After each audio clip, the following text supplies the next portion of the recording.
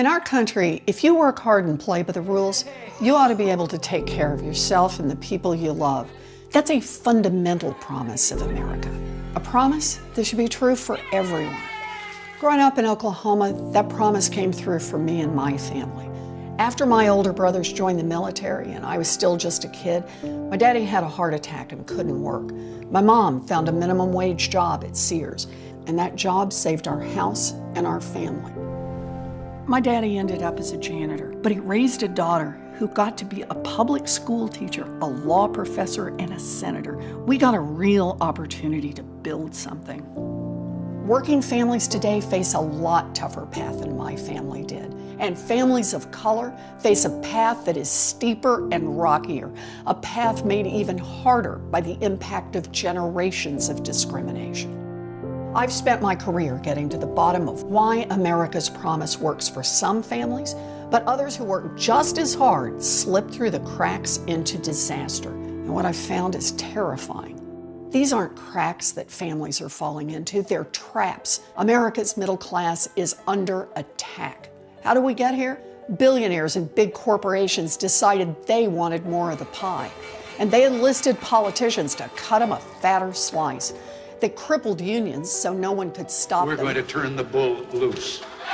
Dismantled the financial rules meant to keep us safe after the Great Depression, and cut their own taxes so they paid less than their secretaries and janitors. It's time to write the rules for the middle class. After Wall Street crashed our economy in 2008, I left the classroom to go to Washington and confront the broken system head on. Elizabeth Warren, apparently not afraid to tangle with Wall Street. Elizabeth Warren is heading into the lion's den. Mrs. Warren goes to Washington. She did. We created America's first consumer watchdog to hold the big banks accountable. A woman who has warned of another meltdown if Washington doesn't straighten up. I never thought I'd run for office, not in a million years. But when Republican senators tried to sabotage the reforms and run me out of town, I went back to Massachusetts and ran against one of them.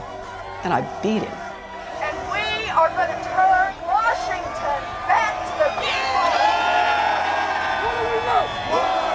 Who do we love? Warren! Who do we love? Warren! Today, corruption is poisoning our democracy.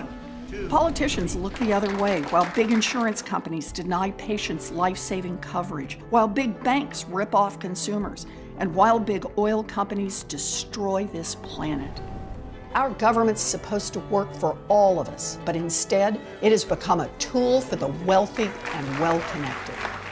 The whole scam is propped up by an echo chamber of fear and hate, designed to distract and divide us.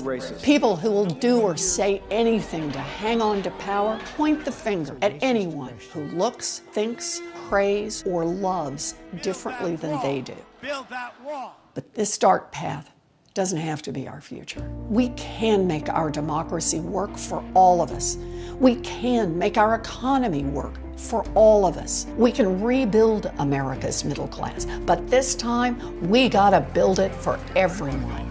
No matter where you live in America, and no matter where your family came from in the world, you deserve a path to opportunity. Because no matter what our differences, most of us want the same thing: to be able to work hard, play by the same set of rules, and take care of the people we love. That's the America I'm fighting for. And that's why today I'm launching an exploratory committee for president. But the outcome of this election will depend on you. In the last 2 years, millions of people have done more than they ever thought they would to protect the promise of America. And here's what we learned. If we organize together, if we fight together, if we persist together, we can win. We can, and we will.